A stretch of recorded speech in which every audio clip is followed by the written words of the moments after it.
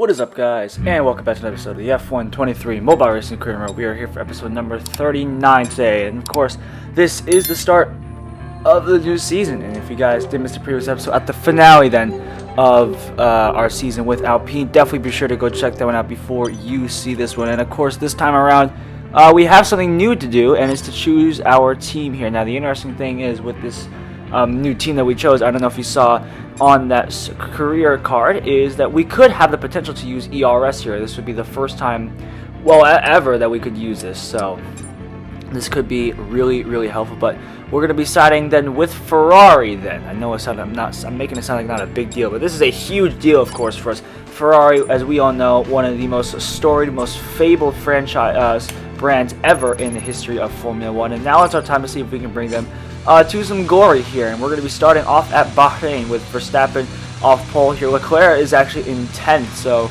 not a great start from the Monegasque driver. Of course, we're starting from the back of the grid as per usual, but we're going to be getting ready then to go to 5 red lights then for our first season then with the Ferrari team. Lights out, and away we go. It's a perfect start from us, as we're going to tuck up behind Yuki Tsunoda and then move our way through this Ferrari, already feeling punchy off the line. And there we go. We have confirmed that now we can use ERS here. It's going to give us, well, quite a boost here. It's actually going to make winning races a lot easier off the start if we can get in front. But of course, there we got to make sure we keep our nose clear. We've got a corner cut penalty, but now using the power of the ERS there just to power our way past Joe, and now making our way up through the field, tucked up behind Piastri here. Now making a potential move here in towards turn 4 up the inside then of our of the Alpine driver of Esteban Ocon, the man we took the seat of last time around here. And coming into sector 2, we got Russell just up ahead of us. He gets all out of shape there. Stroll and Alonso were going toe to toe there. We actually take advantage of that. We go on the outside of the Spaniard to make it P3 for us. And now we have well Verstappen and Hamilton, the two greats of Formula 1, currently going head-to-head here, with Hamilton in second and Verstappen in first.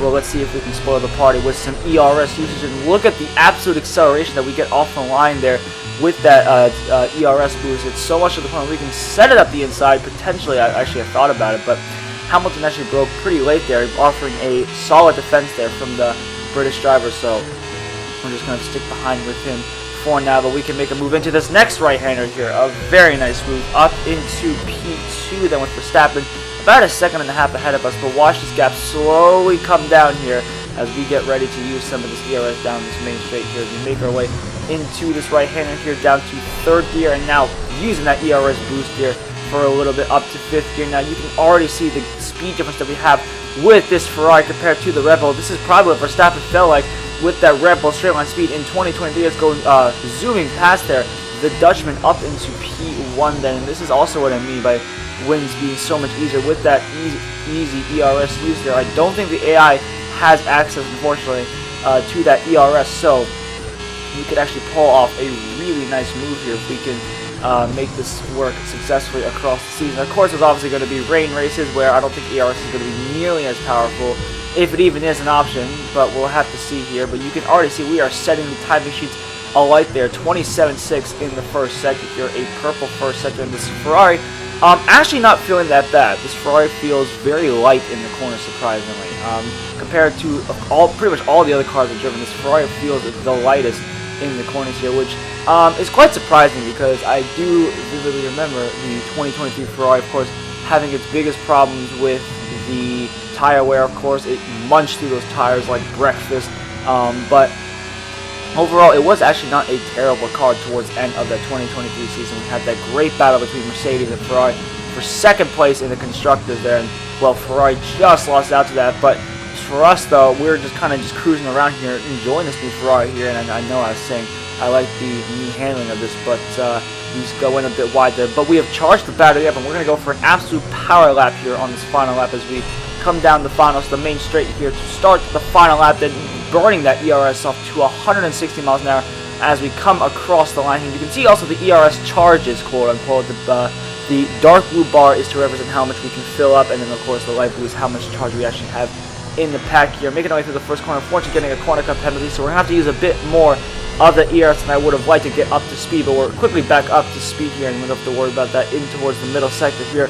I don't think we're going to have to use ERS here.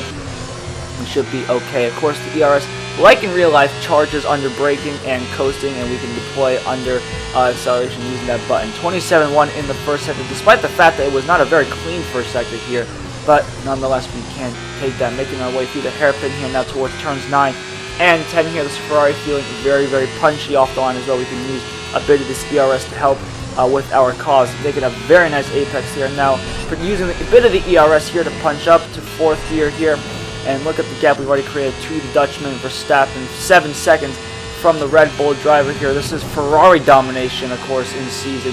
I think this is season 7, so we've already done a lot of seasons with this game mode.